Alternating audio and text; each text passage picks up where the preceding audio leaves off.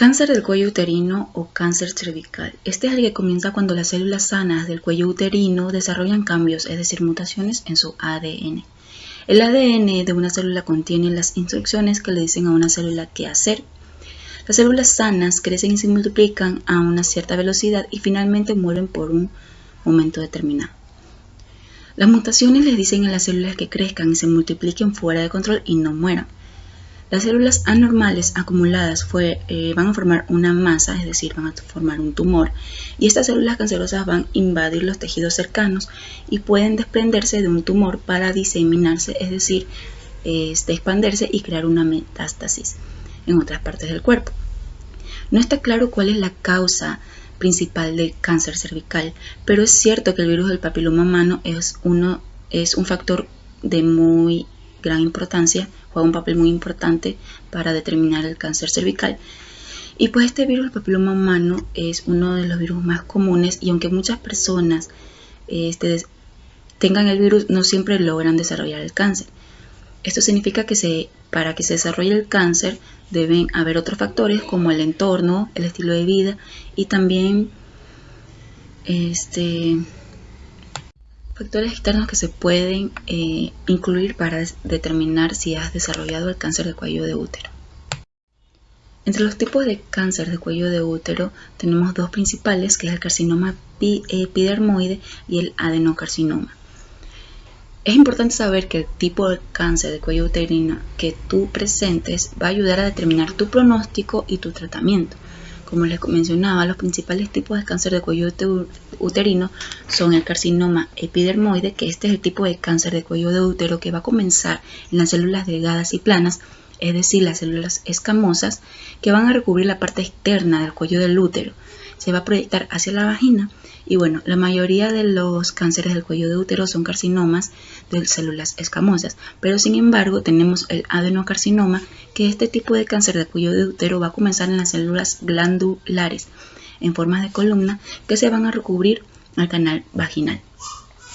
Algunas veces ambos tipos de células están implicadas en el cáncer de cuello de útero, pero muy pocas veces o muy raras ocasiones el cáncer se va a presentar en otras células de cuello de útero y pues van para ser las lesiones. Para que las lesiones puedan ser identificadas y tratadas, vamos a tener que detectar el ADN del virus del papiloma humano, visualizar directamente con el ácido acético del cuello uterino y se va a realizar un Papa Nicolau y una coloscopía para poder determinar qué tipo de cáncer de cuello uterino tendrías para lograr tu prescripción, tu diagnóstico.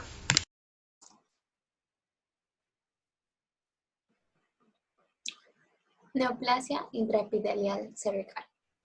La neoplasia intraepitelial cervical es un crecimiento anormal y precanceroso de células escamosas en el cuello uterino. La mayoría de los casos de neoplasia intraepitelial cervical permanecen estables o son eliminados por el sistema inmune sin intervención médica. Sin embargo, un pequeño porcentaje de casos progresan a cáncer cervical, usualmente por razón de la célula invasora, en un carcinoma de células escamosas. La neoplasia intraepitelial cervical tiene 3 grados distintivos, basados en el espesor de la invasión por parte de las células escamosas. Tenemos las neoplasias de grado 1, que estas son el tipo de menor riesgo. Estas representan una displasia leve o un crecimiento celular anormal y es considerado una lesión escamosa intraepitelial de bajo grado. Esta se caracteriza por estar confinando el 1/3 basal del epitelio cervical. Tenemos las neoplasias de segundo grado, que están consideradas una lesión escamosa intraepitelial de alto grado y representan una displasia moderada, confinando el 2/3 basales del epitelio cervical. Y por último tenemos las de tercer grado, que este tipo de lesión está considerada también de alto grado. La displasia es severa y cubre más de los 2/3 de todo el epitelio cervical. En algunos casos, incluyendo todo el grosor del revestimiento cervical. Esta lesión es considerada como un carcinoma in situ. ¿Cuáles son las opciones de tratamiento de la neoplasia intracervical? La neoplasia intraepitelial cervical, que generalmente se detecta a través del cribado cervical no es cáncer, pero si estas células anormales no se tratan, existe el riesgo de que en el futuro se conviertan en cáncer de cuello uterino. La neoplasia intraepitelial cervical generalmente no requiere tratamiento, pero las pacientes con neoplasia intraepitelial cervical grado 2 o grado 3, por lo general se someten a un procedimiento para extirpar el área de las células anormales. Los procedimientos más comunes incluyen la excisión electroquirúrgica con asa, en la que se utiliza un asa delgada de alambre cargada eléctricamente para extraer el tejido normal y sellar la herida al mismo tiempo, y la colonización, proceso mediante el cual se extraen quirúrgicamente del tejido del cuello uterino las células anormales dentro de una sección en forma de cono.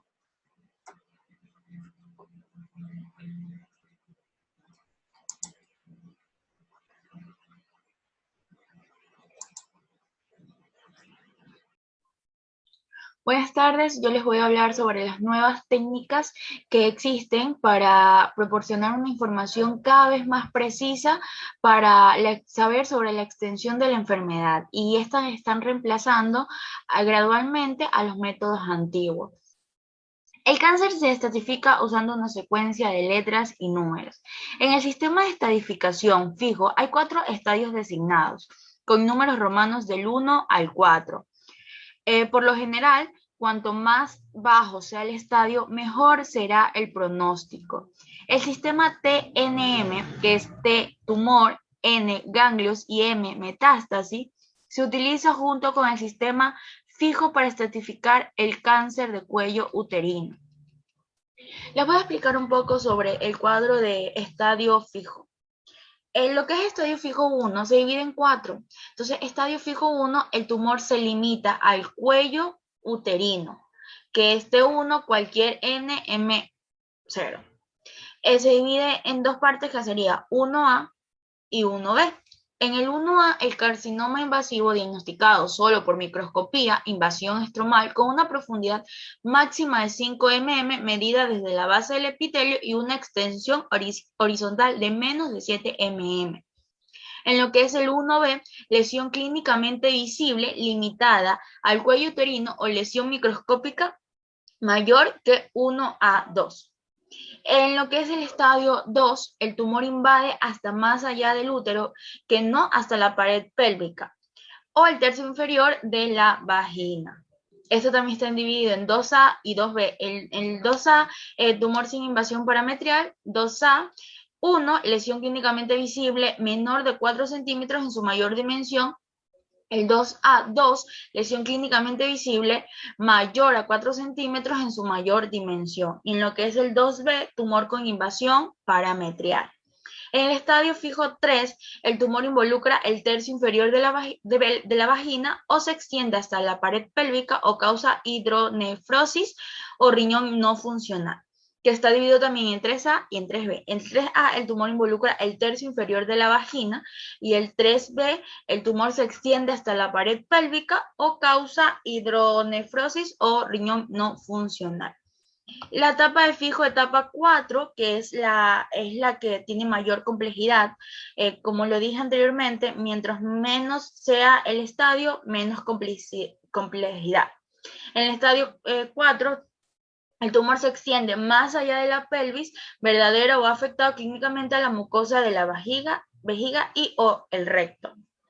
En lo que es 4A, el tumor invade la mucosa de la vejiga o el recto o se extiende más allá de la pelvis verdadera. Y en la parte 4B, el cáncer se ha diseminado a órganos distantes más allá del área pélvica, como ganglios linfáticos distantes, pulmones, huesos o hígado. Muchas gracias.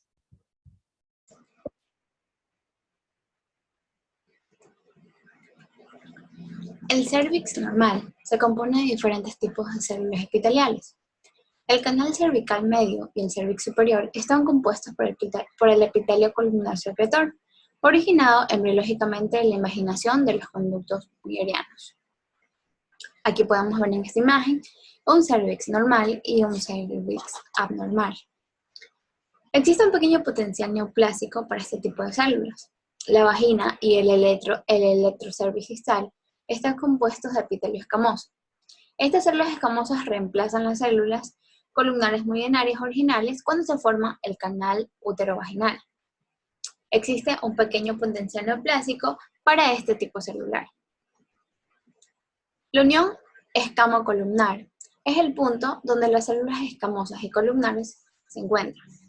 Esta unión se encuentra típicamente entre el ectocervix central y el canal cervical inferior, pero la localización varía a lo largo de la vida de la mujer por el desarrollo fetal y la menopausia.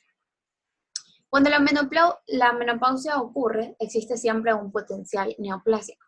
En las mujeres, en edad reproductiva, la OEX se mueve hacia afuera por influencia hormonal. El pH ácido vaginal provoca irritación mecánica que induce el proceso de metaplasia escamosa, resultando una nueva OEX. Esta área entre la original y la nueva es referida como la zona de transición, donde las células escamosas y maduras metaplásicas en esta zona de transformación son teóricamente las más vulnerables a la neoplasia.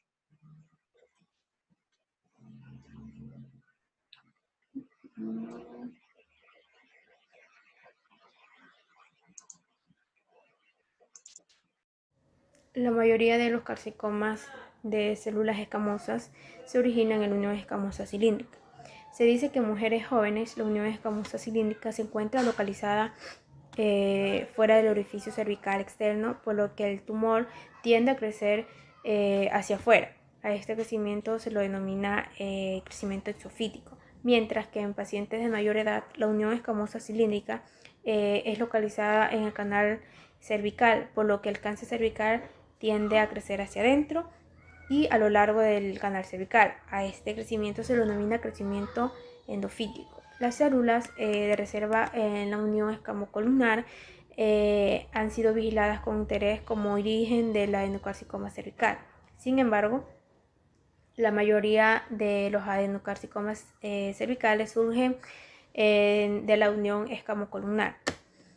Por otro lado, tenemos que la coilocitosis ha sido descrita en muestras de Papá Nicolau por décadas y es reconocida como muestras de displasia leve. También tenemos que el virus del papiloma humano está asociado a un alto grado de lesiones cervicales y es considerado el agente causal en el desarrollo de cáncer cervicouterino.